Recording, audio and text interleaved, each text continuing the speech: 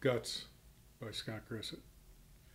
I'd spent the evening in Hoboken, playing rock and roll with my sister's band. It was the middle of September in New Jersey, one of those few weeks when it's nice to be there. The other week is the last few days of May and the first few days of June. Any other time of year, New Jersey is a meteorological nightmare. There was a beautiful woman on the dance floor making eyes at me as I thumped away on my bass. She looked tall and slender, an impressive mane of blonde hair, curly and free. She danced like the girls I grew up with. They would take acid and dance like Turkish courtesans, somewhere between belly dancers and improvisational jazz interpretive movement. Call it what you will, it makes my pants tight. When the band took a break and I walked up to the bar to get a drink, Blondie sidled right up next to me and put her arm around my waist, stuffed her hand in my back pocket. "Hey there, you gorgeous man. My name is Kelly. What's yours?" I told her my name and smiled at her, drowning in her blue eyes, the bottomless lakes of New Mexico. I wasn't reaching for a life preserver just yet. She tightened her arm around my waist and jammed her hand deeper into my back pocket. She slid her other hand up between my shoulder blades and pressed two fingers into my spine, pulling her crotch snugly up against mine. I just took swallows of my gin and tonic and stared at her, smiling. At close range, she was beautiful, about 30, slender and lithe. Her waist was tiny and her breasts disproportionately large, independent of any outside means of support other than my ribs as she pressed them tightly against me. She said, "I have a thing for bass players." She really liked watching me play and loved the bass lines I played. "What do you know about bass lines?" I queried. "Would you like to come by my place and see my quiver? I have a good collection," she announced, shaking her voluminous mountains of curls off her shoulders and pointing her mouth at mine. I let her mouth land at will, and her pouty lips were as delicious as I expected them to be. "Perhaps someday I will come have a look." The band leader came by and said, "Oh, Scott, I see you've met Kelly." Standing with his face just over and behind her shoulder, he rolled his eyes at me, smiling his always sarcastic smile, and said, "Would you like to play another set with us?" I peeled Kelly off me and headed on stage. I played the next set, had a great time playing Clapton tunes, Blind Faith, Little Feat, Traffic, The Kinks, paying homage to the masters of the sounds of my youth. We finished up the night and I got off stage to pack up my instrument. Kelly wasted no time striding to the stage and grabbing my hand. "Would you like to have breakfast with me, Scotty?"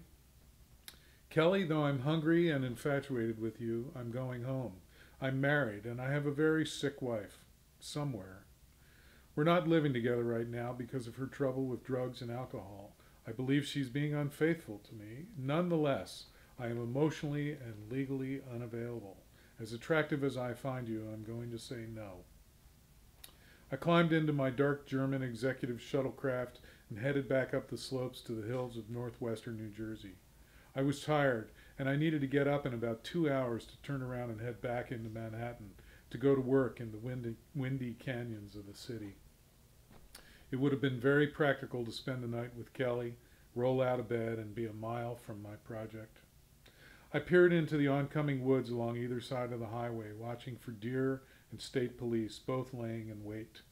Right around Bernardsville, a motorcycle headlight appeared in my rearview mirror. Glancing back, I realized he was doing well over 100 miles an hour as he was rapidly gaining on me, and I was doing 100. He flew by me in the dark of the night, the elastic sound of the valves and pistons screaming at high RPM. I saw his taillights as I crested the next few hills, he disappearing furiously into the future. I had made the same trip many times, speeding my motorcycle, a cafe racer, home from the city at night, driving far too fast, far too dangerously, a defenseless bag of meat on two wheels, fearless and afraid. By the third hilltop, he was well out of sight. A highway sign overhead indicated I had a mile to go to my turnoff.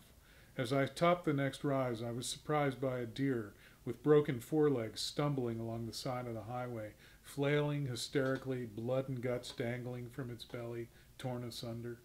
200 yards beyond the deer, I saw the side lights of a motorcycle outlining its semi-dismantled configuration in the third lane of the highway. Between that mess and the deer, I saw another mound of leather-clad incongruent geometry. I knew what I was looking at. This was not my first time showing up to a scene such as this. I had the first cell phone in those parts. It weighed 45 pounds and filled an aluminum Halliburton attaché case. I had hired an engineer to build it for me, as my days required me to be in touch with customers, my office, and when she wasn't doing a disappearing act, my wife. After years of running to payphones every time my office paged me, I did the math and decided to invest the $3,800 to have a phone with me everywhere I went. My friends all thought I was nuts. Look at them now. I got out of the car with my briefcase and set it on the roof, the highest point available. I powered up the phone and looked for signs of reception. 1 bar out of 9. I dialed 911 and explained the situation, not yet knowing if the rider was even still breathing. They got my number and location and dispatched help.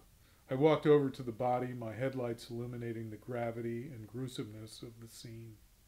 The rider lay on his back, one foot pointing up, the other foot pointing down. His left arm was bent impossibly back at the shoulder, and he lay atop it. Blood wept out of his mouth, his shirt, and his pants. I knelt over him and said, "Good evening." He gurgled in response, "I'm cold," and coughed blood in my face. A zephyr of alcohol filled my nostrils. I thought about my evening and tried to count how many gin and tonics I had quaffed. I peeled off my blazer and lay it over him, assessing his condition, honestly but needlessly performing roadside triage. I knew from experience not to move a thing. Slurring, he begged me to remove his helmet, that he couldn't feel his face.